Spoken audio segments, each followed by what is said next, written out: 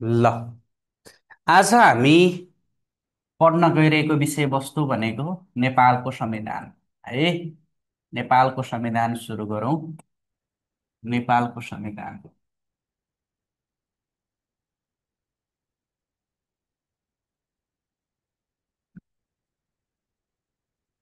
नेपालको संविधान पढ्दै गर्दाखेरि तपाईँले के बुझ्नु पर्यो भने नेपालको संविधान भनेको मूल कानुन हो। नेपालको मूल कानुन नेपालको संविधान हो। तपाईँहरूले आयोगको तयारी गर्दा पनि नगर्दा पनि तपाईँलाई इक्जाममा क्वेसन सोधे पनि यहाँबाट नसोधे पनि नेपालको संविधान जान्नुपर्ने एउटा नागरिक भइसकेपछि, नेपाली नागरिक भइसकेपछि त्यो तपाईँहरूले चाहिँ जान्नै पर्ने एउटा कर्तव्य पनि हो। कानुनको बारे, त्यहीमा पनि मूल कानुन होइन, र त्यसमा पनि कानुनको मुख्य सिद्धान्त भनेकै अथवा कानुनले कसरी परिभाषा गरेको हुन्छ त, इग्नोरेन्स अफ ल इज नो एक्सक्युज भन्छ है। कानुनको चाहिँ क्षम्य हुँदैन, अनभिज्ञता चाहिँ क्षम्य हुँदैन भन्छ।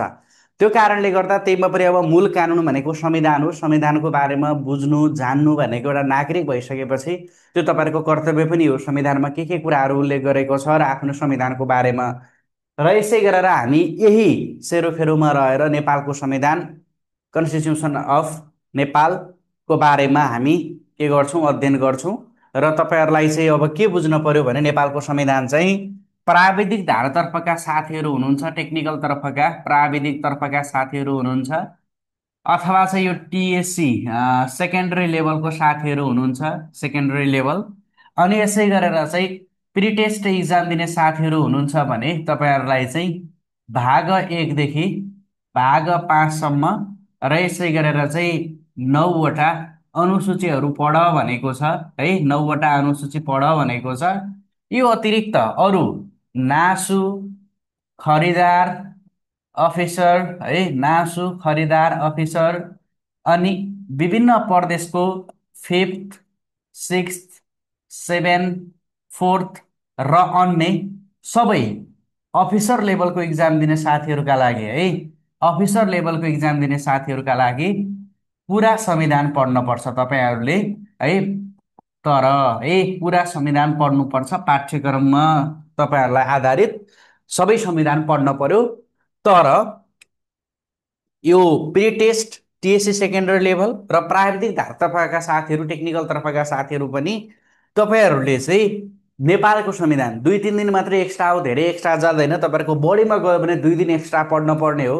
अब यत्रो पढिसकेपछि तपाईँले मुख्य भनेकै यो भाग एकदेखि भाग पाँच होइन, अनि यसै गरेर अनुसूची हो र अन्य कुराहरू तपाईँहरूलाई मैले समराइज गरेर मुख्य सोध्ने इक्जाममा 2 दिन एक्स्ट्रा पढाइदिन्छु। तपाईँले जानिराख्दा राम्रो। भोलि कुनै न कुनै दिनमा तपाईँहरूलाई चाहिँ रिटर्नमा पनि कतै कतै जस्तै यहाँ संविधानमा पढेका कुराहरू तपाईँहरूलाई चाहिँ 2-4वटा कुरा थप्नुभयो भने पनि रिटर्नमा तपाईँहरूको रिटर्नमा एकदमै शून्य सुगन्ध हुन्छ, किनभने कानुनको तथ्यमा आधारित रहेर तपाईँहरूको एन्सर बन्छ। त्यो कारणले गर्दा मैले संविधान भनेको 35वटै भागहरू पढाउँछु है, 308वटै धाराहरू पढाउँछु। त्यो तपाईँले जान्ने र चाहिने भनेको चाहिँ यो हो। सुरुमा मैले 2-3 दिन चाहिँ तपाईँहरूको यो भाग एकदेखि भाग पाँच र 9वटा अनुसूची सकाइदिन्छु, र त्यसपछि अरू 2-3 दिन चाहिँ अरू संविधानहरूको बारेमा हामी पढ्छौँ। अन्य योभन्दा अन्य भागहरूको बारेमा पढ्छौँ। मैले अघि पनि भने नेपालको नागरिक भइसकेपछि तपाईँहरूलाई आयोगमा सोध्छ सोध्दैन त्यो म्याटर नगरिकन तपाईँले संविधानको बारेमा नलेज लिनुपर्छ। र देख्दाखेरि संविधान भनेको कति धेरै छ होला, के पढ्ने भन्ने कुरा तपाईँलाई लाग्छ, तर मजाले बुझेर पढ्नु होला। संविधान पढ्न केही पनि गाह्रो छैन, एकदमै इन्ट्रेस्टिङ छ। यो कानुनी व्यवस्था रहेछन् भन्ने हुन्छ, यस्ता यस्ता कुराहरू छ भन्ने हुन्छ। र अर्को कुरा, कानुन बुझेको जानेको मान्छेको त्यो कन्फिडेन्स लेभल नै धेरै हाई हुन्छ। मैले जति बुझेको छु, जानेको छु, कानुन राम्रोसँग बुझेको, राम्रोसँग पढेको मान्छेले अरू मान्छेको तुलनामा किन कन्फिडेन्स हुन्छ भने ऊ कानुनमा अगाडि हुन्छ है। त्यो कारणले गर्दाखेरि पनि संविधान जान्नुहोस्, तपाईँहरूले संविधान बुझ्नुहोस्। अन्य पनि तपाईँहरूको रिटर्न पनि तथ्य बेस हुन्छ। मैले अघि पनि भने ल यही हो तपाईँहरूलाई है। प्री टेस्टको इक्जाम दिने साथीहरू सङ्गठित संस्थातर्फ, टिएससी सेकेन्डरी र प्राविधिक धारातर्फका साथीलाई भाग एकदेखि भाग पाँचसम्म र 9वटा अनुसूची पढ भनेको छ। त्यसका अतिरिक्त अन्य अफिसर लेभल सबै, नासु, खरदार, अफिसर, विभिन्न प्रदेश चौथो, पाँचौँ, छैटौँ, सातौँ दिने साथीहरूले चाहिँ तपाईँहरूले यो पुरा संविधान चाहिँ पढ्नुपर्छ, अरू साथीहरूले है। ल अब यसै गरेर चाहिँ मैले नेपालको यो चाहिँ तपाईँहरूको पाठ्यक्रममा यो छ भनेर भनिदिएको है, पाठ्यक्रममा चाहिँ यो साथीहरूले यो पढ्ने भनेर भनिदिएको। अब यसका अतिरिक्त हामी टपिकमा प्रवेश गरौँ है त। ल सबैले भिडियो अन गरेर एकदमै एक्टिभ तरिकाले पढौँ, अल्छी नगरौँ है। तिज तिज त सकियो होला नि कि तिज सकिएको छैन अझै? सकाउनु पर्यो है। अब कहाँ सधैँ तिज भनेर हुन्छ त? तिज त अर्को वर्ष मनाउँदा पनि हुन्छ, बिस्तारै पढ्न पर्यो है। ल अब यसै गरेर चाहिँ लेख्नुहोस्, नेपालको संविधान।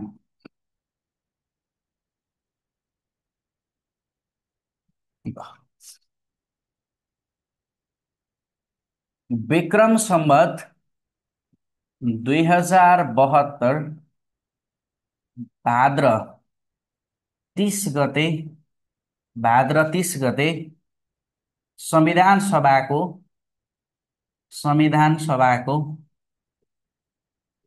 2/3 बहुमतबाट पारित भई, 2/3 बहुमतबाट पारित भई है, 2/3 बहुमतबाट पारित भई, 2/3 बहुमतबाट पारित भई 2072 साल असोज 3 गते नेपालको संवैधानिक इतिहासको नेपालको संवैधानिक इतिहासको नेपालको संवैधानिक इतिहासको नेपालको संवैधानिक इतिहासको 7औं तथा कार्यान्वयनका आधारमा कार्यान्वयनका आधारमा आधारमा छैटौं कार्यान्वयनका आधारमा छैटौं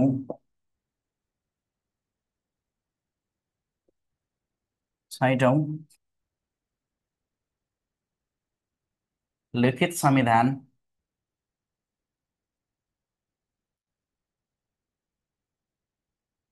नेपालको संविधान नेपालको संविधान लागू,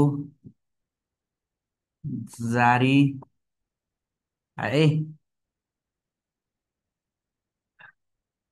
घोषणा,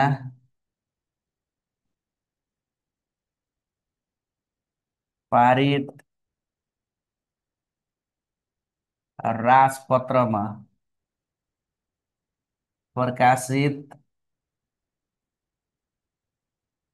कार्यान्वयन भएको थियो। ल हेर्नुहोस्, नेपालको वर्तमान संविधान जो नेपालको संविधान छ, नेपालको संविधान सभाबाट 2/3 बहुमतले पारित चाहिँ 2072 साल भाद्र 30 गते अथवा भदौ 30 गते है, 2072 भदौ 30 गते संविधान सभाबाट 2/3 बहुमतले के भयो त पारित भयो। र त्यसपछि 2072 साल असोज 3 गते के भयो, यो चाहिँ लागू भने पनि, जारी भने पनि, घोषणा भने पनि, पारित भने पनि, राजपत्रमा प्रकाशित भने पनि, कार्यान्वयन भए पनि यो चाहिँ पारित होइन, राजपत्रमा प्रकाशित। पारित त पहिल्यै भइसक्यो होइन, राजपत्रमा प्रकाशित भने पनि कार्यान्वयन, त्यो पारित कटाइदिनुहोस् ल, पारित त पहिले भइसक्यो होइन। लागू भने पनि, जारी भने पनि, घोषणा भने पनि, राजपत्रमा प्रकाशित भने पनि, कार्यान्वयन भने पनि कहिले भएको रहेछ त? 2072 असोज 3 गते भएको रहेछ। तपाईँलाई नेपालको संविधान जारी कहिले भयो? यही मितिमा 2072 असोज 3 गते। लागू कहिले भयो? 72 असोज 3 गते। घोषणा कहिले भयो? 72 असोज 3 गते। राजपत्रमा प्रकाशित कहिले भयो? 72 असोज 3 गते। र कार्यान्वयन कहिले भयो त? 72 असोज 3 गते कार्यान्वयन भयो। र यसै गरेर तपाईँलाई पारितको कुरा गर्यो भने 2/3 बहुमतबाट पारित 2072 भाद्र 30 गते भएको थियो। र यसै गरेर नेपालको संविधान भनेको नेपालको संवैधानिक इतिहासको 7औं लिखित संविधान हो। नेपालको संविधान कतिौं लिखित संविधान हो त? सातौं लिखित संविधान हो। तर कार्यान्वयनका आधारमा भन्यो भने छैटौँ। किन कार्यान्वयनका आधारमा छैटौँ भन्यो भने नेपालको पहिलो संविधान नेपाल सरकार वैधानिक कानुन 2004 नेपालको पहिलो लिखित संविधान हो र त्यो संविधान भनेको चाहिँ के हुन पाएको थिएन, कार्यान्वयन अथवा लागू हुन पाएन, जारी चाहिँ भयो। नेपालको पहिलो संविधान नेपाल सरकार वैधानिक कानुन 2004, तर त्यो संविधान चाहिँ के हुन पाएको थिएन, लागू अथवा कार्यान्वयन हुन पाएको थिएन। सोही कारणले गर्दा नेपालको वर्तमान संविधान नेपालको संविधान संवैधानिक इतिहासको लिखित संविधान मध्ये सातौं लिखित संविधान र कार्यान्वयनका आधारमा छैटौं संविधान भनेको नेपालको संविधान हो है। र अब यसको चुरो कुरो गर्ने हो भने नेपालको संविधानमा के छ त, नेपालको संविधानमा नेपालको संविधानमा नेपालको संविधानमा नेपालको संविधानमा 35 भाग 308 धारा 9 अनुसूची 9 अनुसूची रहेका छन् है। 9 अनुसूची रहेका छन्। नेपालको संविधान नेपालको संविधान हालसम्म नेपालको संविधान हालसम्म नेपालको संविधान हालसम्म 2 पटक संशोधन भएको छ। यो कहिले संशोधन भयो भन्ने कुरा पनि एकछिनमा बुझाउँछु। 2 पटक संशोधन भएको छ, 2 पटक संशोधन भएको छ। ल यो लेख्नुहोस् त, नेपालको संविधानमा 35 भाग 308 धारा र यसै गरी 9 वटा अनुसूची रहेका छन् र नेपालको संविधान हालसम्म 2 पटक संशोधन भएको छ भनेर बुझ्न पर्यो। र यसै गरेर अब तपाईँहरूलाई मैले बेसिक क्वेसनबाट नै सुरु गरेँ। को साथीलाई थाहा रहेछ है, नेपालको वर्तमान संविधानको नेपालको वर्तमान संविधानको नेपालको वर्तमान संविधानको सही नाम के हो त? ल तपाईँलाई न्वारानबाट नै सुरु गरेँ है। सही नाम के हो? नेपालको वर्तमान संविधानको सही नाम के हो? ए नेपाल संविधान, नेपाल संविधान। बी नेपाल संविधान 2072, नेपाल संविधान 2072, 2072। सी नेपालको संविधान 2072, नेपालको संविधान नेपालको संविधान 2072। डी नेपालको संविधान है। अब यहाँ देख्दाखेरि तपाईँलाई एकदमै सामान्य कुरा, तर कहिले यस्तै सामान्य कुराले झुक्क्याइदिन्छ। हेर्नुहोस् त के भन्यो, नेपालको वर्तमान संविधानको सही नाम के हो त? तपाईँलाई नाम त थाहा हुनु पर्यो नि त। संविधान पढ्ने नाम के हो थाहा नहुने, त्यो त मिलेन नि त। अब यहाँ अहिले चाहिँ धेरैजना साथीले नेपालको संविधान 2072 भनिसक्नुभयो।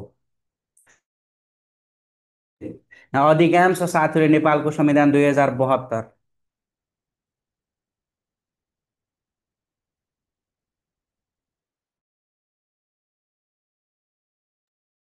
नेपालको संविधान 2072, नेपालको संविधान 2072 यस्तो पनि हुन्छ। यसको सही विकल्प भनेको नेपालको संविधान हो। तपाईँले कतै पनि नेपालको संविधान 2072 भन्ने देख्नु भएको छ र? है, संविधानको कुनै कुरामा कतै नेपालको संविधान 2072 लेखेको छ र? कतै पनि छैन। नेपालको वर्तमान संविधानको सही नाम नेपालको संविधान। योभन्दा अगाडि जति पनि 6 वटा संविधानहरू बने, नेपाल सरकार वैधानिक कानुन 2004 देखि लगेर नेपाल अन्तरिम संविधान 2063 सम्म, त्यो 63 संविधान, 19 को संविधान, 47 को संविधान, त्योभन्दा पछाडि चाहिँ के छ, त्यो चाहिँ ट्याग दिएको छ। त्यो संविधान कहिले जारी भएको थियो त, त्यो मिति चाहिँ राखिएको छ है, 4 देखि लगेर 63 सम्मका 6वटै संविधानहरूमा।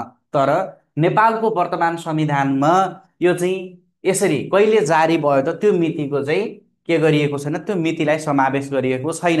यो चाहिँ अन्तरिम संविधान भन्दा, अन्तरिमको मिनिङ भनेको अर्को नबनुन्जेलसम्मका लागिको मिनिङ अन्तरिम संविधान हो। र हामीले झन्डै करिब चाहिँ 63 सालमा अन्तरिम संविधान बन्यो र हामीले 72 सालमा नेपालको संविधान पायौँ। र यही संविधान अब चाहिँ के गर्ने, स्थायित्व ल्याउने र यसै गरेर आवश्यक पऱ्यो भने संशोधन गर्ने उद्देश्यका साथ नेपालको संविधान अन्तरिम संविधानभन्दा पछाडि के भएको थियो, जारी भएको थियो। र त्यही कारणले गर्दा नेपालको संविधानभन्दा पछाडि चाहिँ 2072 भनेर छैन। र कतिपय साथीहरूले चाहिँ यो रिटर्नमा पनि कमन मिस्टेक गरिरहनु भएको हुन्छ, मैले कहिले देखिरहेको हुन्छु। नेपालको संविधान कमान 2072 भनेर लेखिदिनुहुन्छ। 2072मा जारी भएको नेपालको संविधान लेख्न पाइन्छ, तर नेपालको संविधान 2072 भनेर लेख्न पाइँदैन है। र अगाडि चाहिँ बरु 2072मा जारी भएको नेपालको संविधान भनेर चाहिँ लेख्न पाउँछ, तर यो चाहिँ नेपालको संविधान 2072 भन्ने होइन। अब सरले होइन त भन्नुभयो, 2072 लेख्न पाइँदैन नेपालको संविधान हो भनेर त भन्नुभयो, के आधारमा चाहिँ टेकेर सरले भन्नुभयो होला त भन्ने तपाईँलाई लाग्ला। यो नेपालको संविधानको न्वारण गर्ने काम नेपालको संविधान आफैले गरेको छ। नेपालको संविधानको भाग 35को धारा 307मा गएर हेर्नुभयो भने है, धारा 307मा गएर हेर्नुभयो भने के भनेको छ भने संक्षिप्त नाम र प्रारम्भ भनेको छ। संक्षिप्त नाम र के भनेको छ, प्रारम्भको कुरा गरेको छ। संक्षिप्त नाम र प्रारम्भको कुरा गरेको छ। यही भाग 35को धारा 307मा के भनेको छ भने यस संविधानलाई नेपालको संविधान भनिनेछ, यो संविधानको नाम नेपालको संविधान रहनेछ। हो, यो भनेको कुरा नेपालको संविधानको भाग 35को धारा 307मा उल्लेख गरेको छ। अब तपाईँहरूलाई नेपालको संविधानको नामाकरणसँग सम्बन्धित व्यवस्था कुन धारामा उल्लेख गरेको छ भनेर धेरै पटक एक्जाममा सोधेको छ। भाग के अरे धारा 1, धारा 2, धारा 307, धारा 308 भनेर धेरै पटक भनेको छ। नेपालको संविधानको भाग 35को धारा 307मा संक्षिप्त नाम यस संविधानलाई नेपालको संविधान अथवा यस संविधानको नाम नेपालको संविधान रहनेछ र 2072 असोज 3 गतेदेखि प्रारम्भ हुनेछ भनेर स्पष्ट रूपमा कहिले जन्मियो र यसको निवारण पनि संविधानले नै गरिदिएको छ धारा 307मा है। यो कुरा चाहिँ यसरी बेसिक कुराबाट बुझ्नु पर्यो। अब यहाँ तपाईँलाई अर्को कुरा मैले के भने तपाईँहरूलाई अघि, नेपालको संविधान भनेको 2072 भाद्र 30 गते संविधान सभाको 2/3 बहुमतले पारित भयो भने अब यो 2/3 बहुमतको त्यति बेला कति सदस्य थिए र यसरी कतिले पक्षमा कतिले विपक्षमा जान्न पर्यो। अर्को 2072 असोज 3 गते चाहिँ 7औं संविधानका रूपमा यो चाहिँ जारी भएको रहेछ, कार्यान्वयन भएको रहेछ भनेर भन्यो। अब त्यति बेला चाहिँ अध्यक्ष को थिए होइन, मस्यौदा समितिको अध्यक्ष को थिए, कसले घोषणा गर्यो त, अनि यसै गरेर चाहिँ त्यति बेलाको प्रधानमन्त्री को थियो, यो बेसिक कुरा पनि जान्न पर्छ। अब हेर्नुहोस् त, सबैभन्दा सुरुमा चाहिँ तपाईँहरूले यो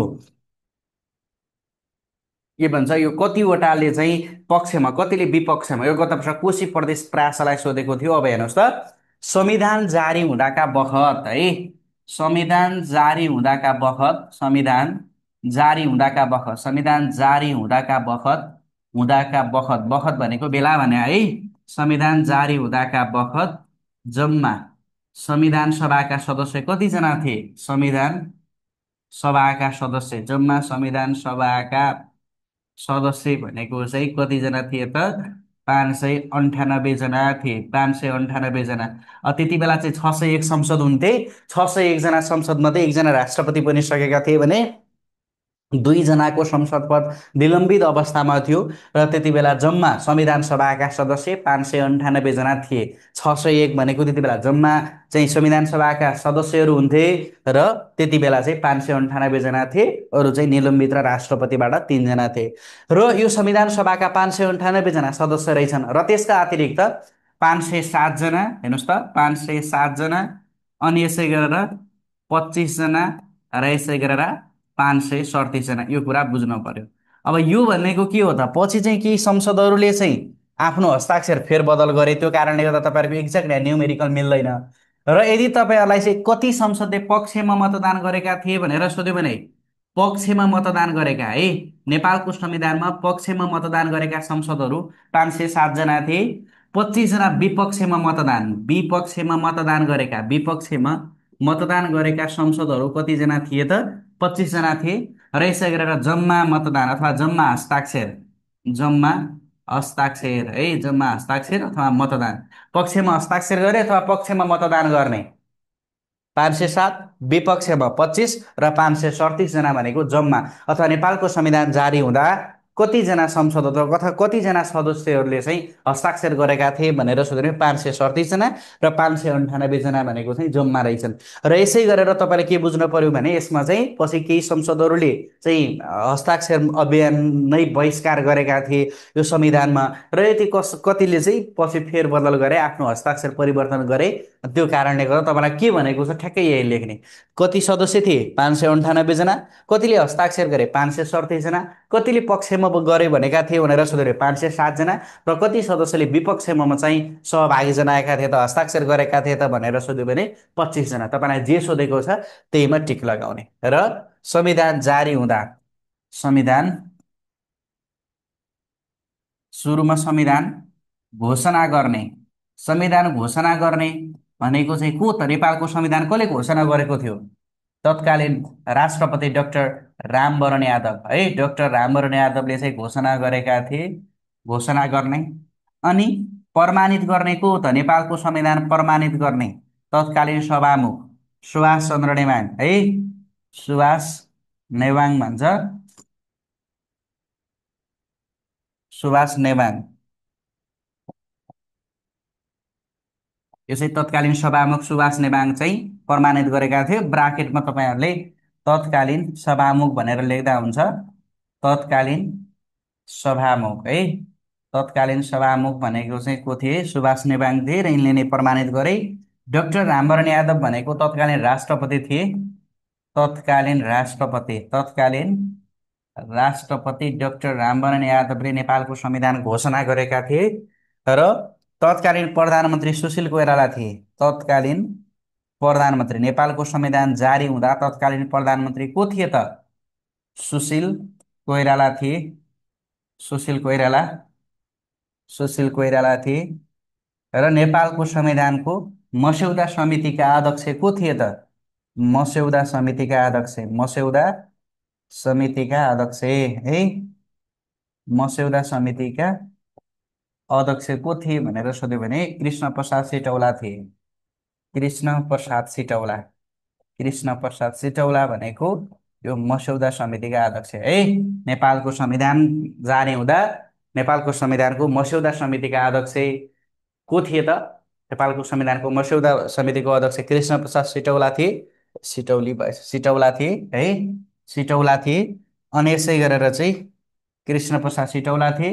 अनि यसै गरेर तत्कालीन प्रधानमन्त्री को थिए भनेर सोध्यो भने सुशील कोइराला भनेको तत्कालीन प्रधानमन्त्री सुशील कोइराला थिए नेपालको संविधान जारी हुँदा। र प्रमाणित कसले गरेका थिए त? नेपालको संविधान प्रमाणित गर्ने को? तत्कालीन सभामुख सुभाष नेवाङ हुन्। र नेपालको संविधान घोषणा गर्ने भनेको डाक्टर रामवरण यादवले घोषणा गरेका थिए भन्ने कुरा यसरी बुझ्न पर्यो, है। ल, अनि यसै गरेर अर्को कुरा, ल हेर्नुहोस् है, तपाईँहरूलाई नेपालको संविधान हालसम्म 2 पटक संशोधन भएको छ भन्ने कुरा मैले तपाईँलाई भने। नेपालको संविधान हालसम्म कति पटक संशोधन भएको छ त? 2 पटक संशोधन भएको छ। र यो 2 पटक संशोधन अन्तर्गत चाहिँ अब तपाईँले के बुझ्नु पर्यो भने पहिलो संशोधन र यसै गरेर चाहिँ दोस्रो संशोधन। अब हेर्नुहोस् है, नेपालको संविधान कति पटक संशोधन भएको रहेछ? 2 पटक। र यसमा चाहिँ पहिलो संशोधन र यसै गरेर दोस्रो संशोधन भन्ने कुरा जान्न पर्यो। पहिलो संशोधन का लागि भयो र यसै गरेर दोस्रो संशोधन चाहिँ का लागि भयो? अब नेपालको संविधान संशोधन चाहिँ हुन्छ, तर कुन धारामा टेकेर संशोधन हुन्छ त? नेपालको संविधानको संशोधनसँग सम्बन्धित व्यवस्था भनेको भाग 31 अन्तर्गत धारा 274। हेर्नुहोस् है, नेपालको संविधानको भाग 31 अन्तर्गत धारा 274मा टेकेर के हुन्छ त? नेपालको संविधान संशोधन हुन्छ, है। नेपालको संविधान संशोधनसँग सम्बन्धित व्यवस्था, नेपालको संविधान संशोधन चाहिँ कुन धारामा टेकेर हुन्छ? संविधान संशोधन त पढ्ने, तर कुन धारामा त? नेपालको संविधानको भाग 31 अन्तर्गत धारा 274मा नेपालको संविधान संशोधनको कुरा गरेको छ। र त्यही धारामा टेकेर चाहिँ के हुन्छ? संशोधन हुने गर्दछ भन्ने कुरा बुझ्ने। र अब नेपालको संविधानको पहिलो संशोधन कहिले भयो त? 2072 साल 11 महिना 16 गते पहिलो संशोधन भयो। र दोस्रो संशोधन भनेको 2077 साल 3 महिना 4 गते दोस्रो संशोधन भयो। र नेपालको संविधानको पहिलो संशोधनले, हेर्नुहोस् है, नेपालको संविधानको पहिलो संशोधनले चाहिँ धारा 42 धारा 42, धारा 84 र 286, यो तीनवटा धारालाई संशोधन गरेको थियो। नेपालको संविधानको पहिलो संशोधनले संशोधन गरेका धाराहरू तीनटा, एउटा धारा 42, अर्को धारा 84 र अर्को धारा 286 संशोधन गरेको थियो। कहिले? 2072 साल फागुन 16 गते। र दोस्रो संशोधन 2077 3-4मा संशोधन भयो र यसले चाहिँ संशोधन गरेको भनेको अनुसूची 3। अनुसूची 3मा के छ? अनुसूची 3मा चाहिँ निशान छापसँग सम्बन्धित, निशान छाप है, निशान छापसँग सम्बन्धित व्यवस्था नेपालको संविधानको अनुसूची 3मा उल्लेख गरेको छ र यही निशान छापमा चाहिँ नेपालको संविधानको दोस्रो संशोधन भएको थियो। र यसमा चाहिँ अब लिपुले कालापानी लिम्पियाधुरा समावेश गरेको नेपालको जुन नक्सा सार्वजनिक भयो र 2077 3 महिना 4 गते, 2077 असार 4 गते चाहिँ यो जुन चुच्चे नक्सा जुन छ र त्यो चाहिँ राष्ट्रिय सभाबाट पारित भइसकेपछि, माथिल्लो सभा राष्ट्रिय सभाबाट पारित भइसकेपछि राष्ट्रपतिबाट प्रमाणित र लागू त्यही दिनबाट भएको थियो र सोही दिन 2077 3-4 गते चाहिँ नेपालको संविधानको दोस्रो संशोधन पनि गरियो र 2077 साल असार 4 गते दोस्रो संशोधनले अब नेपालको चुच्चे नक्सा कहाँ छ त हेर्न पर्यो। नेपालको चुच्चे नक्सा भनेको निशान छापमा चुच्चे नक्सा हुन्छ, हो त्यही अनुसूची 3मा रहेको निशान छापलाई चाहिँ के गर्यो? चुच्चे नक्सा समावेश गर्यो र नेपालको संविधानको दोस्रो संशोधन भयो र यसरी नेपालको संविधान हालसम्म 2 पटक संशोधन भएको छ भन्ने कुरा बुझ्न पर्यो। अनि यसै गरेर अब 9वटा अनुसूचीहरू लेखिहाल्नुहोस्। ल 9वटा अनुसूचीहरू है, 9वटा अनुसूचीहरू नेपालको संविधानमा चाहिँ 9वटा अनुसूचीहरू उल्लेख गरेको छ र यो अनुसूची भनेको नेपालको संविधानको भाग र धारामा समावेश नभएको कुरा र थप स्पष्टीकरण आवश्यक परेका कुरा चाहिँ अनुसूचीमा समावेश हुन्छन् है। तपाईँहरूलाई चाहिँ अब नेपालको संविधानमा चाहिँ जस्तै सङ्घको अधिकारको कुरा गर्यो, प्रदेशको अधिकारको कुरा गर्यो, अनि यसै गरी राष्ट्रिय झन्डा, राष्ट्रिय गान, जिल्लाको कुरा गर्यो।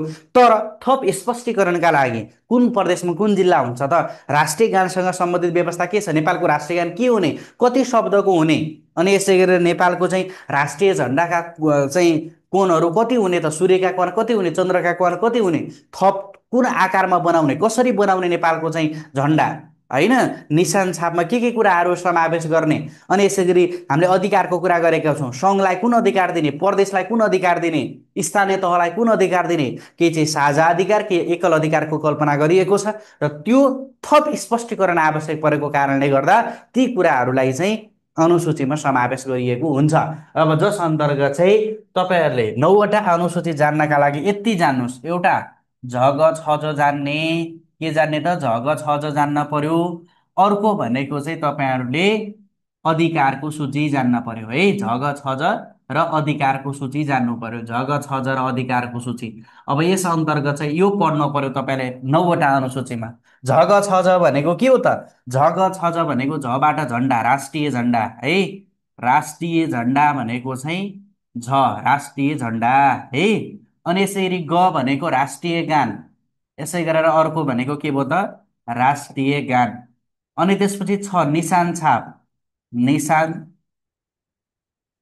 छाप र ज भनेको जिल्ला, प्रदेश र सो प्रदेशमा रहने जिल्ला, प्रदेश र सो प्रदेशमा, सो प्रदेशमा रहने जिल्ला है, सो प्रदेशमा रहने जिल्ला। ल हेर्नुहोस्, यी कुराहरू भनेको हेर्नुहोस् है, यी कुरा राष्ट्रिय झन्डा, राष्ट्रिय गान, निशान छाप, प्रदेश र सो प्रदेशमा रहने जिल्ला भनेको अनुसूची 1मा राष्ट्रिय गान, अनुसूची 2मा के अरे राष्ट्रिय झन्डा, अनुसूची 1मा राष्ट्रिय गान, अनुसूची 2मा अनि निशान छाप अनुसूची 3मा र प्रदेश र सो प्रदेशमा रहने जिल्ला भनेको अनुसूची 4मा झग छ झ, झन्डा, गान, छाप र जिल्ला है। यो भनेको अनुसूची 1 2 3 4मा। अनि अधिकारको सूची भनेको 5 देखि 9 सम्म, नेपालको संविधानको अनुसूची 5 देखि 9 सम्म केही एकल अधिकारको सूची र केही चाहिँ साझा अधिकारको सूची उल्लेख गरेको छ।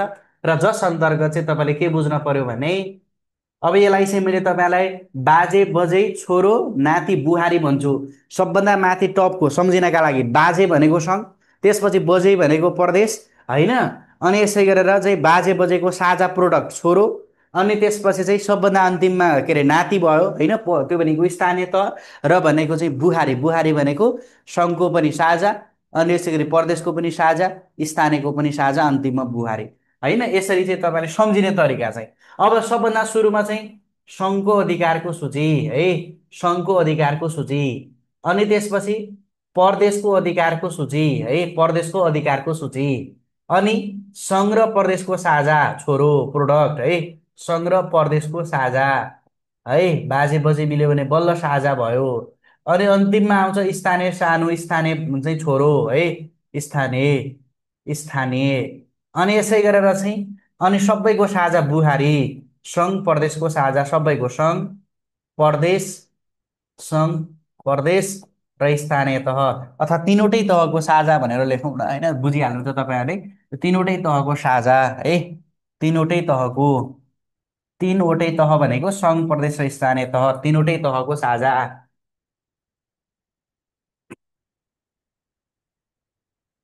21, 25, 22, 15। ल हेर्नुहोस्, सङ्घको अधिकारको सूची भनेको, सङ्घको अधिकारको सूची भनेको चाहिँ के छ त, 25वटा रहेका छन्, जुन चाहिँ अनुसूची 5मा छ, अनुसूची 5मा। प्रदेशको अधिकारको सूची 21वटा छन्, अनुसूची 6मा छ। सङ्घ र प्रदेशको साझा अधिकारका सूचीहरू 25वटा छन्, अनुसूची 7मा छ। स्थानीय तहको अधिकारको सूची कतिवटा छन्, 22वटा छन्। र यो भनेको चाहिँ अनुसूची कतिमा छ, 8मा छ। र तिनवटै तहको साझा अधिकारको सूची 15वटा छन्, र यो भनेको अनुसूची 9मा छ। हेर्नुहोस् त, 5, 6, 7, 8, 9मा केही एकल अधिकारको सूची र केही चाहिँ साझा अधिकारको सूची उल्लेख गरेको रहेछ, जस अन्तर्गत चाहिँ तपाईँले के बुझ्ने त, जस अन्तर्गत सङ्घको अधिकारको सूची अनुसूची 5मा कतिवटा, 35वटा। र प्रदेशको अधिकारको सूची अनुसूची 6मा 21वटा। अनि यसै गरेर चाहिँ सङ्घ र प्रदेशको साझा अधिकारको सूची है,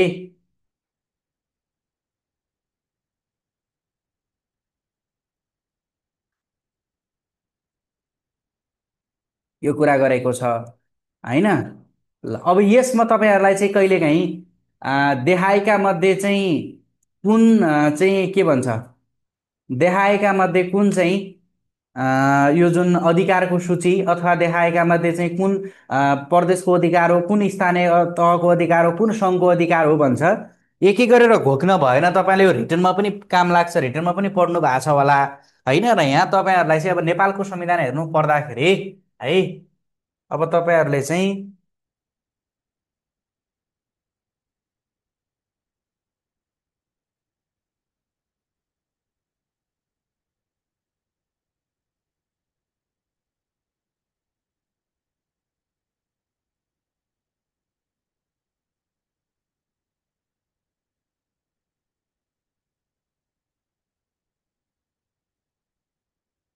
ल हेर्नुहोस्, अब नेपालको संविधान पढ्दाखेरि तपाईँहरूलाई चाहिँ यो सर एकपटक है, तपाईँहरूले चाहिँ यो कुनमा चाहिँ कसको अधिकारको सूची हो त, त्यस्तो गाह्रो केही पनि छैन होइन। जस्तै अब रक्षा र सेनासँग सम्बन्धित कुरा, युद्ध र प्रत्यक्ष रक्षाको कुरा, हात हतियार, केन्द्रीय भन्न देख्ने बित्तिकै त्यो सङ्घको कुरा, केन्द्रीय प्रहरी, केन्द्रीय योजना, केन्द्रीय ब्याङ्क, बैङ्किङ, मुद्रा, यसै गरी मौद्रिक नीति, विदेशी अनुदान सहयोग ऋण, परराष्ट्र र कुटनीतिक मामिला होइन, केन्द्रीय स्तरका ठुला विद्युत, केन्द्रीय तथ्याङ्क, केन्द्रीय विश्वविद्यालय, केन्द्रीय स्तर चाहिँ प्रज्ञा प्रतिष्ठान होइन, सङ्घीय हवाई उडान, सर्वोच्च अदालत, उच्च अदालत, अदालत, जिल्ला अदालतसँग सम्बन्धित सबै कुरा होइन। यी भनेका चाहिँ के भयो त, सुरक्षित छापाखाना, फौजदारी, देवानी निर्माण, यी भनेका सङ्घका अधिकारका सूची भयो। र प्रदेश देख्ने बित्तिकै त्यो प्रदेश, प्रदेश प्रहरी प्रशासन, प्रदेश स्तरको विद्युत, प्रदेश निजामती सेवा, प्रदेश तथ्याङ्क, स्वास्थ्य सेवा, प्रदेश सभा, प्रदेशभित्रको व्यापार, प्रदेश लोकमार्ग कति सजिलो, प्रदेश लोक सेवा आयोग होइन, प्रदेशभित्रको राष्ट्रिय वन, अनि यसै गरी अरू गुठी व्यवस्थापन, अनि यसै गरी कृषि तथा पशु विकास कुरा। र यी भनेका चाहिँ प्रदेशको अधिकारको सूची भयो। या सरसर्ती हेर्ने तपाईँलाई सोध्छ कहिलेकाहीँ यो कुन चाहिँ अधिकारको, कुन कसको अधिकार हो भनेर सोध्छ। अनि यसै गरेर यहाँ चाहिँ 22वटा चाहिँ यो जुन के छ त, यो सङ्घ र प्रदेशको साझा अधिकारका सूची भनेको छ, कतिवटा छ,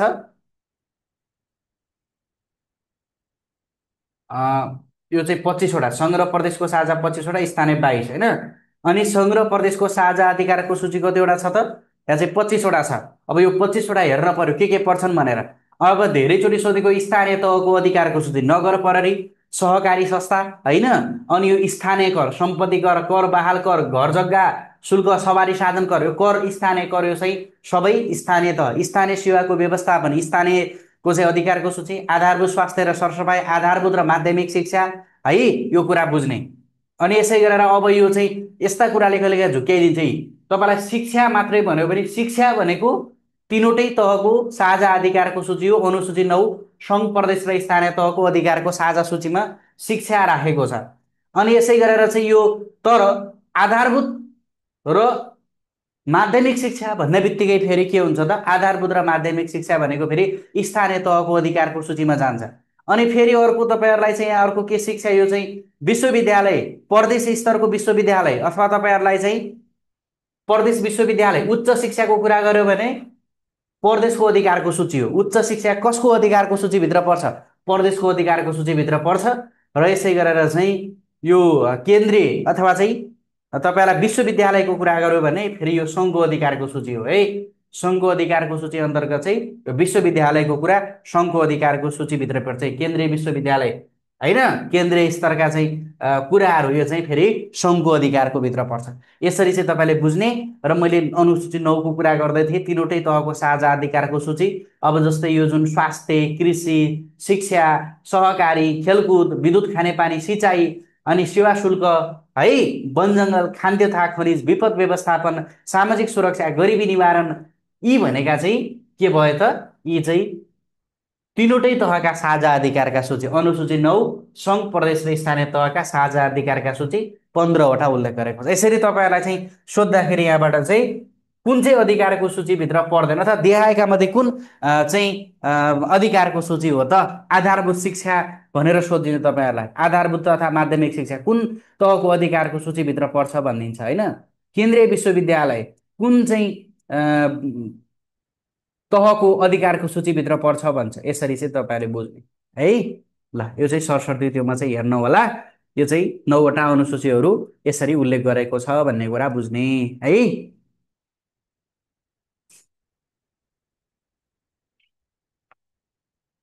ल र मैले तपाईँलाई सुरुमा पनि भने अब तपाईँलाई यो प्री टेस्ट प्राविधिक तर्फका साथीहरू र टिएससी सेकेन्डरी लेभलका साथीहरूका लागि भाग 1देखि भाग 5सम्म मात्रै 9वटा अनुसूची भनेको छ। 9वटा अनुसूची भनिसकेँ, यिनै कुरा जान्ने हो। भाग 1देखि भाग 5सम्म, भाग 1मा प्रारम्भिक, भाग 2मा नागरिकता, भाग 3मा मौलिक हक र नागरिकका कर्तव्य, यसै गरेर भाग 4मा राज्यका निर्देशक सिद्धान्त, नीति तथा दायित्वको कुरा गरेको छ। र भाग 5मा नेपाल राज्य कस्तो हो त, नेपाल राज्य कस्तो छ, त्यसको संरचना कस्तो छ, भाग 5मा उल्लेख गरेको छ। यिनै 5वटा भागहरू पढ्नु पर्यो। सङ्गठित संस्था pre test, TSC secondary level र प्राविधिक धारतर्फका टेक्निकल इक्जाम दिने साथीहरूले, त्यसका अतिरिक्त अफिसर लेभल इक्जाम दिने सबैले, नासु खरिदार विभिन्न प्रदेशको 4औँ, 5औँ र 7औँको इक्जाम दिने साथीहरूले, र यता सङ्गठित संस्थातर्फ पनि 5औँ र अफिसरको इक्जाम दिने साथीहरूले, अफिसर लेभल 6औँ इक्जाम दिने साथीहरूले नेपालको पुरा संविधान पढ्नुपर्छ। र मैले तपाईँलाई पुरा नै संविधान पढाउँछु। सुरुमा चाहिँ मैले यो भ्याइदिन्छु, भाग 1देखि भाग 5 अनुसूचीको कुरा गरिसकेँ। भाग 1देखि भाग 5 भ्याइदिन्छु, 2 दिन जति लाग्छ। र त्यसका अतिरिक्त तपाईँहरूलाई चाहिँ अन्य 2-3 दिन चाहिँ पुरा संविधान पढ्न लाग्छ। र यो प्री टेस्टको इक्जाम दिने साथीहरू अथवा टिएससी सेकेन्डरी लेभलको साथीहरूले पनि पढ्दाखेरि तपाईँहरूले चाहिँ पुरा पढ्ने है, पढ्दाखेरि चाहिँ संविधान पुरा पढ्ने। किनकि तपाईँलाई इक्जाममा सोधे पनि नसोधे पनि यत्रो अब कुरा पढिसकेपछि आफ्नै चाहिँ कानुन अथवा मूल संविधान, मूल कानुन जान्नु पर्यो नि त, त्यो तपाईँहरूको एउटा कर्तव्य पनि हो। त्यो कारणले गर्दाखेरि चाहिँ पुरा संविधान पढ्ने, तपाईँलाई रिटर्नमा पनि काम लाग्छ। यो चाहिँ संविधानका कुराहरू तपाईँहरूले चाहिँ यत्तिकै होचुवाको तालमा लेख्नुभन्दा यो व्यवस्था नेपालको संविधानको यो धारामा उल्लेख गरेको छ भनेर लेख्नु न, कति चिटिक्क परेको एन्सर हुन्छ होइन। जस्तै अख्तियार दुरुपयोग अनुसन्धान आयोगको अदुवाको कुरा आयो भने यत्तिकै लेख्नुभन्दा यो धारा यो भागमा यो कुरा गरेको छ अनि यसै गरेर चाहिँ उल्लेख गरेको छ भनेर लेख्नु न, कति चाहिँ सुन्न सुगन्ध हुन्छ हो कि होइन। त्यो कारणले गर्दाखेरि चाहिँ तपाईँले के बुझ्नु पर्यो भने यो चाहिँ जान्दाखेरि राम्रो हुन्छ है। ल यो कुरा मैले तपाईँलाई भने। र अब भाग 1 चाहिँ हेरौँ है। ल भाग 1, भाग 1मा चाहिँ प्रारम्भिक भनेको छ नेपालको संविधानको। भाग 1मा चाहिँ प्रारम्भिक है।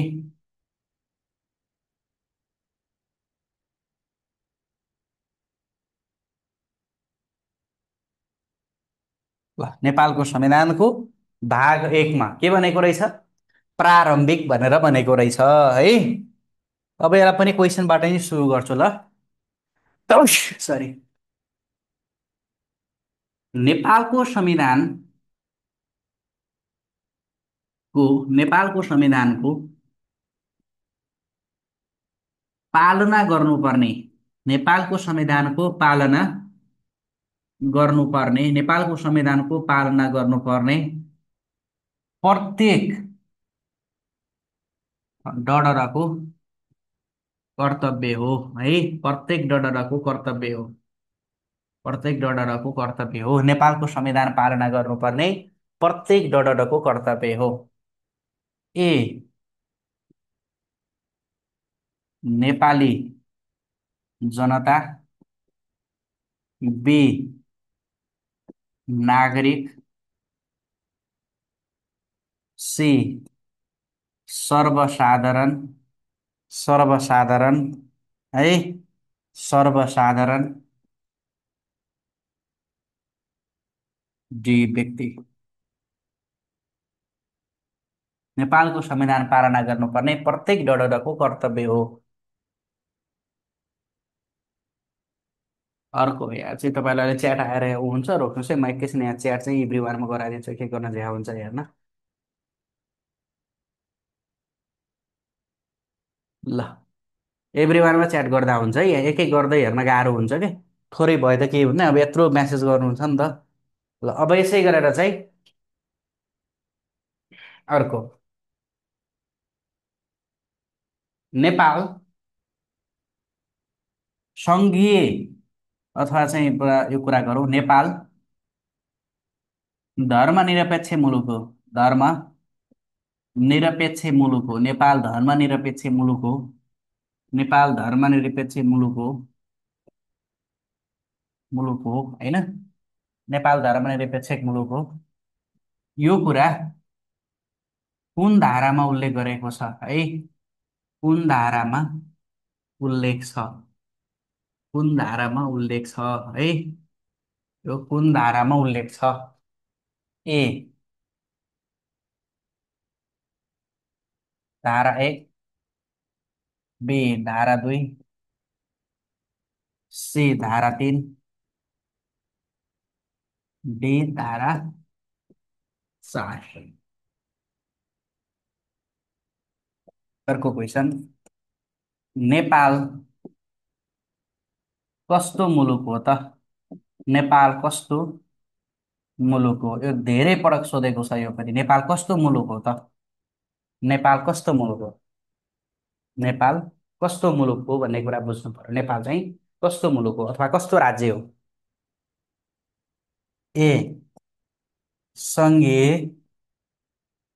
लोकतन्त्र गणतन्त्र, सङ्घीय लोकतन्त्र गणतन्त्र, सङ्घीय लोकतन्त्र गणतन्त्र, बी सङ्घ लोकतान्त्रिक गणतन्त्र, सङ्घ लोकतान्त्रिक गणतन्त्र,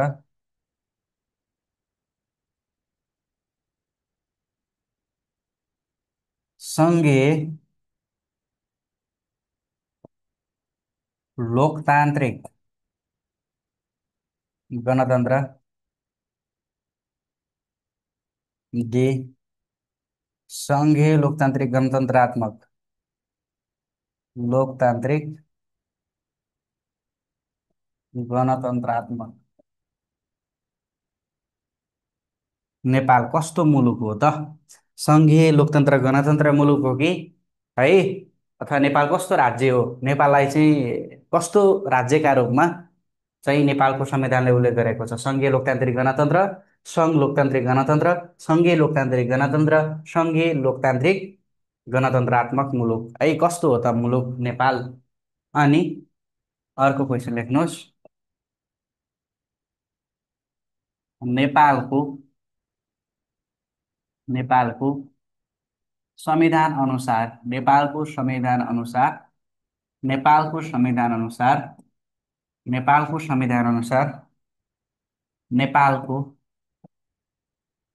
सरकारी कामकाजको भाषा, सरकारी कामकाजको भाषा, सरकारी कामकाजको भाषा, सरकारी कामकाजको भाषा कुन लिपिमा आधारित छ? कुन लिपिमा आधारित छ? नेपालको संविधान अनुसार सरकारी कामकाजको भाषा कुन लिपिमा आधारित छ? ए सबै मातृभाषा, सबै मातृभाषा। बी नेपाली। सी देवनागरिक। डी रञ्जना। नेपालको संविधान अनुसार नेपालको सरकारी कामकाजको भाषा कुन लिपिमा आधारित छ त? सबै मातृभाषा, नेपाली, देवनागरिक, रञ्जना। अर्को क्वेसन।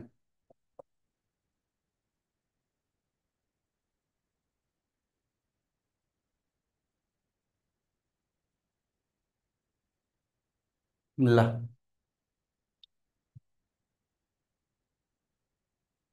नेपालको झन्डाको सन्दर्भमा सन्दर्भमा ए माथिल्लो भागमा माथिल्लो भागमा सूर्य अङ्कित गरिएको हुन्छ। सूर्य अङ्कित गरिएको छ। सूर्य अङ्कित गरिएको छ। र यसै गरेर बीमा झन्डामा प्रयोग भएका झन्डामा प्रयोग भएका सूर्यका कोणहरू सूर्यका कोणहरू 14वटा छन् है। सूर्यका कोणहरू कतिवटा छन्? 14वटा छन्। ए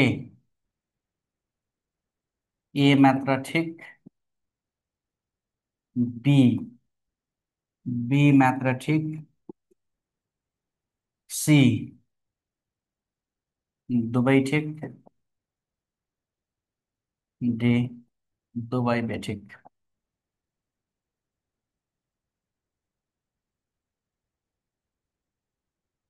ल कमेन्ट गर्नुहोस्।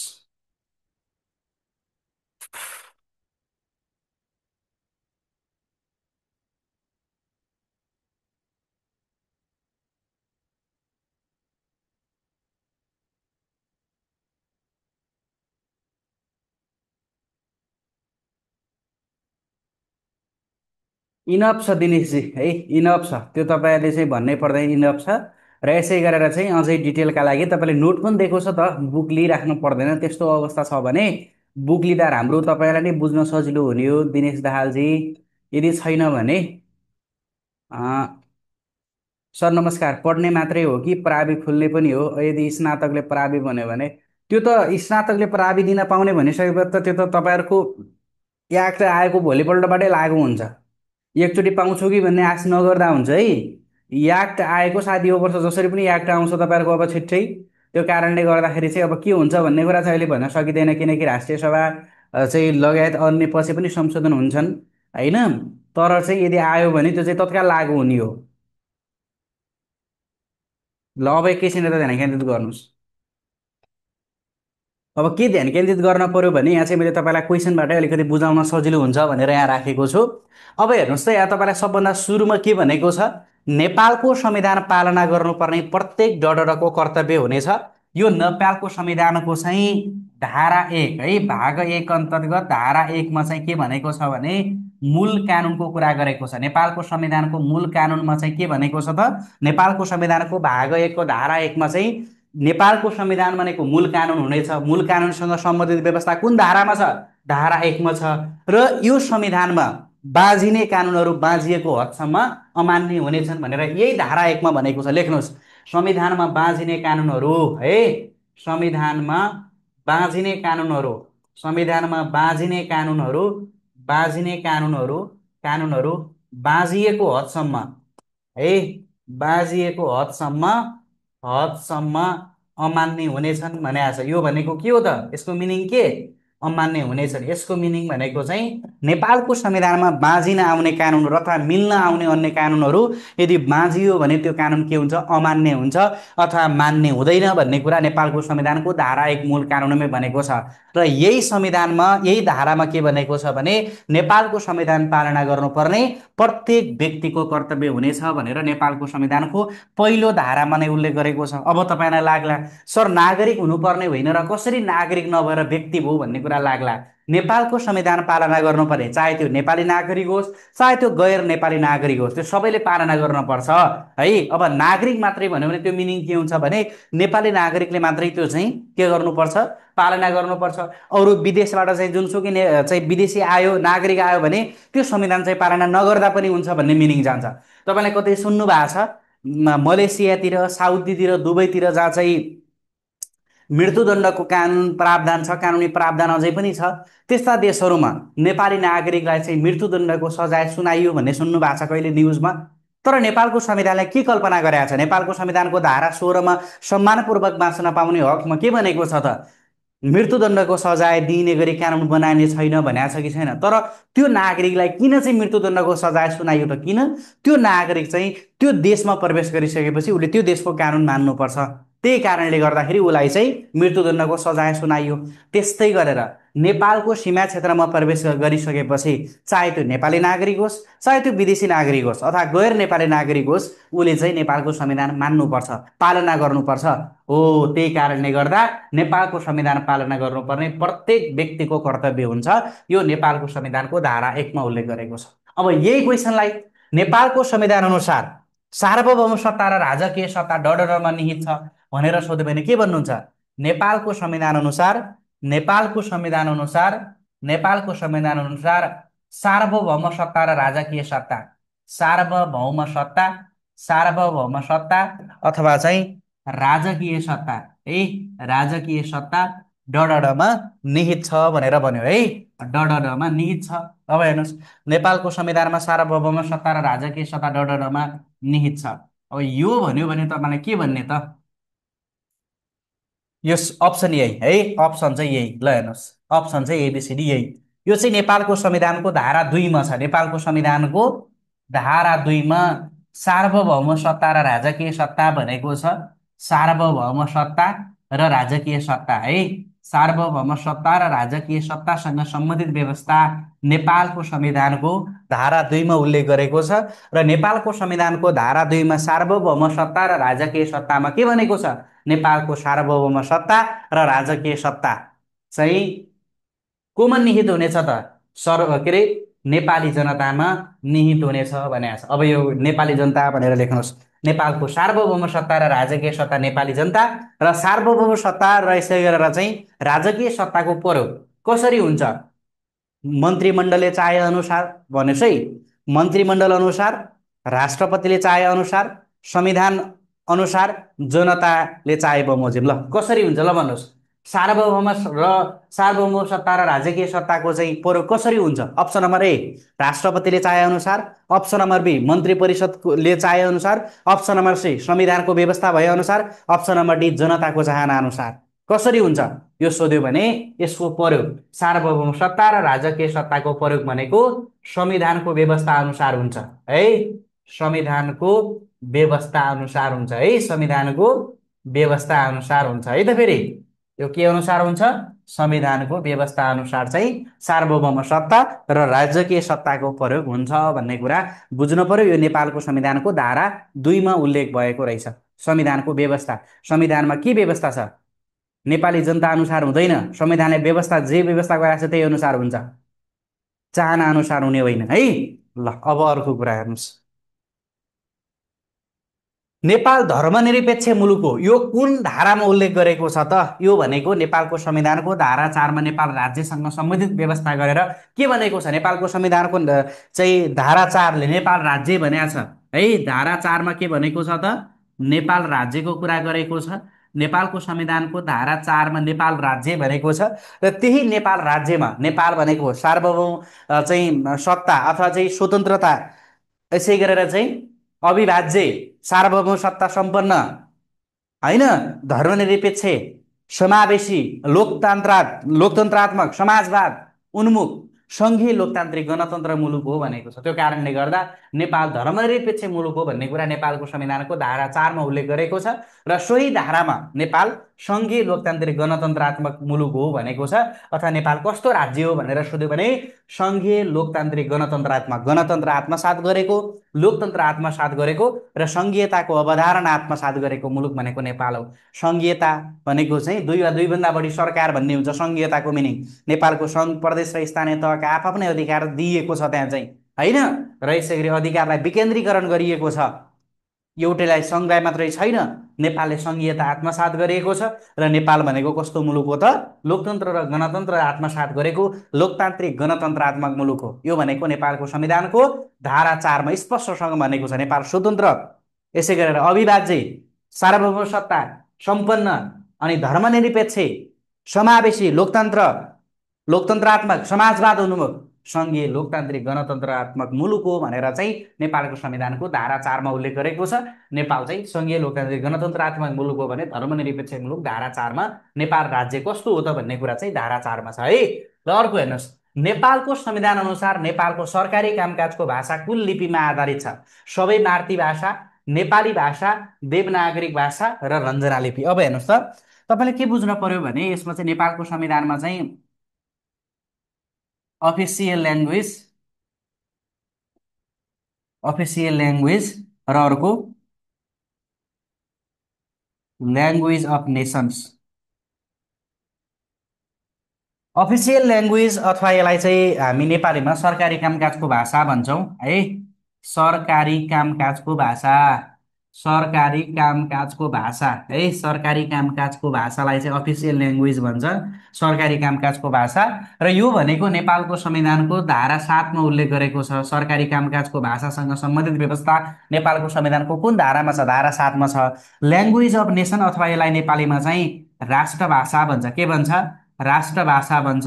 र राष्ट्रभाषासँग सम्बन्धित व्यवस्था नेपालको संविधानको धारा 6मा छ है। नेपालको संविधानको धारा 6मा ल्याङ्ग्वेज अफ नेसन अथवा राष्ट्रभाषा र धारा 7मा सरकारी कामकाजको भाषा भनेको छ।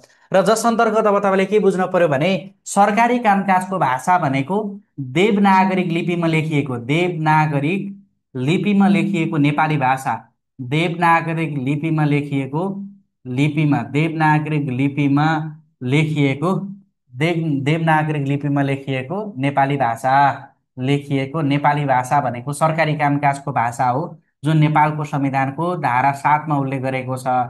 र यसै गरेर चाहिँ धारा 6मा जुन राष्ट्रभाषा भनेको छ र चाहिँ नेपालमा बोलिने सबै मातृभाषा, नेपालमा बोलिने, नेपालमा बोलिने, नेपालमा बोलिने सबै मातृभाषा भनेको राष्ट्रभाषा हो। नेपालमा बोलिने सबै मातृभाषा है, नेपालमा बोलिने सबै मातृभाषा भनेका के हुन् त? राष्ट्रभाषा हुन् भने देवनागरिक लिपिमा लेखिएको नेपाली भाषा सरकारी कामकाजको भाषा हो अथवा अफिसियल ल्याङ्ग्वेज हो। र तपाईँहरूलाई यहाँ के भनेको छ? नेपालको संविधान अनुसार नेपालको सरकारी कामकाजको भाषा कुन लिपिमा आधारित हुन्छ? यहाँ लिपि सोधेको छ। कुन लिपिमा? देवनागरिक लिपिमा आधारित छ नेपालको सरकारी कामकाजको भाषा। भाषा सोध्यो भने नेपाली भाषा, तर लिपिको कुरा गरेको छ देवनागरिक लिपिमा लेखिएको चाहिँ नेपाली भाषा भनेको सरकारी कामकाजको भाषा हो। र सबै मातृभाषा भनेको चाहिँ यो राष्ट्रभाषा। नेपालको संविधान अनुसार राष्ट्रभाषा भन्नाले नेपालमा बोलिने सबै मातृभाषा भनेको राष्ट्रभाषा हो। तपाईँहरूले सबैभन्दा सुरुमा जुन भाषा सिक्नुभयो मातृभाषा, मदर टङ ल्याङ्ग्वेज भन्छ, र त्यो मदर टङ ल्याङ्ग्वेज अथवा फर्स्ट ल्याङ्ग्वेज हो, र त्यो भनेको चाहिँ मातृभाषा हो। तपाईँहरू चाहिँ मधेस समुदायबाट रिप्रेजेन्ट गर्नुहुन्छ र मैथिली भाषा, भोजपुरी भाषा सबैभन्दा पहिले सिक्नुभयो भने त्यो तपाईँको मदर टङ ल्याङ्ग्वेज हो। तपाईँ चाहिँ सुदूरपश्चिमबाट रिप्रेजेन्ट हुनुहुन्छ, नेपाली भाषाभन्दा पहिला डोटेली, डडेलधुरेली भाषा सिक्नुभयो भने, बैतरेली भाषा सिक्नुभयो भने त्यो तपाईँको चाहिँ मातृभाषा हो। र तपाईँ चाहिँ नेवारी समुदायबाट रिप्रेजेन्ट गर्नुहुन्छ र नेवारी भाषा पहिलोपटक सिक्नुभयो भने त्यो चाहिँ तपाईँको मातृभाषा हो। र नेपालमा जति पनि अहिले 124वटा चाहिँ मातृभाषाहरू छन्, 24वटा भाषा छन्, ती सबै भाषा भनेका नेपालको संविधानको धारा 6मा उल्लेख भए अनुसार ल्याङ्ग्वेज अफ नेसन राष्ट्रभाषा हो है। र यसरी चाहिँ बुझ्ने, यसको सही विकल्प देवनागरी लिपिमा आधारित हुन्छ।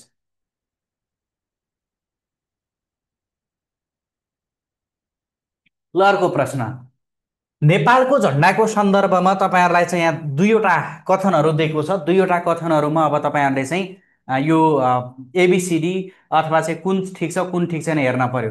नेपालको संविधानको धारा 8मा राष्ट्रिय झन्डा भनेको छ है। नेपालको संविधानको धारा 8मा चाहिँ राष्ट्रिय झन्डासँग सम्बन्धित व्यवस्था चाहिँ धारा 8मा उल्लेख गरेको छ।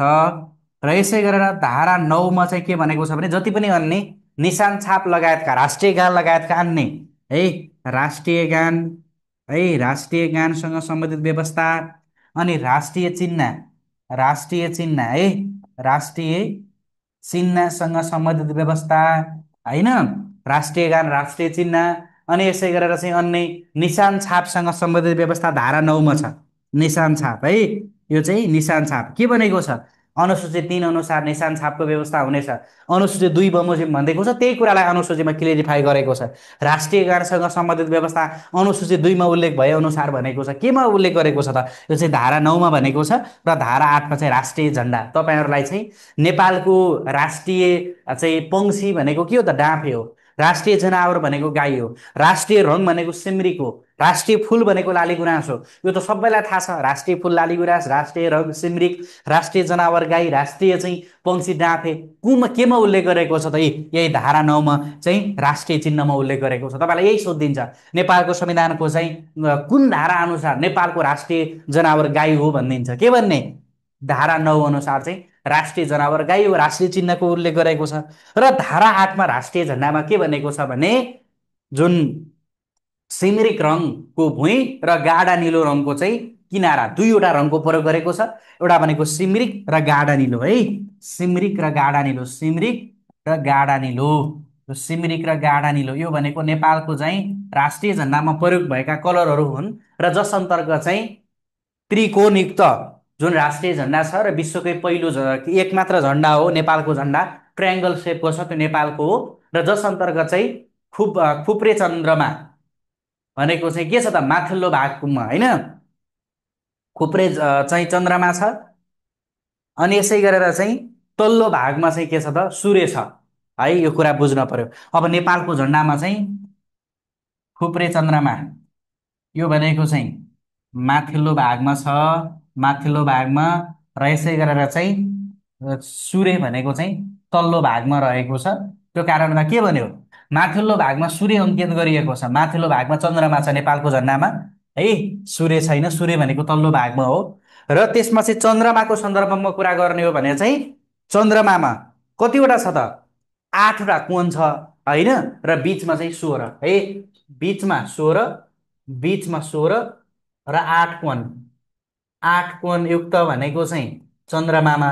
र नेपालको झन्डामा प्रयोग भएको सूर्यमा कतिवटा कोण छ त, 12वटा कोण छ है। कतिवटा कोण छ, 12वटा कोण छ।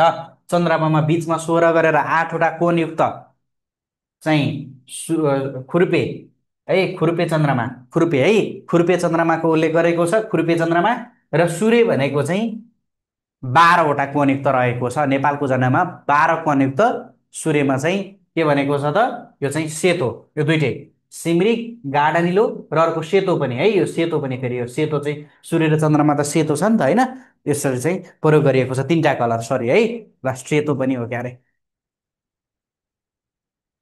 ल सर, पहिले भाषा जुन आमाले सिकाउनुहुन्छ त्यो पहिला सिकेको र जुनसुकै भाषा हो त्यही त हो नि।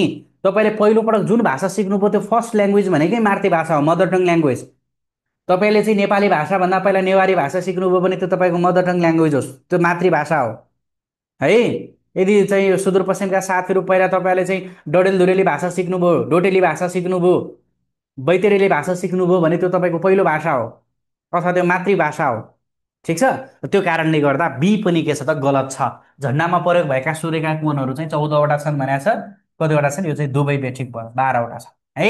ल यो चाहिँ अब भाग 1, भाग 1मा तपाईँले बुझ्न पर्ने कुराहरू।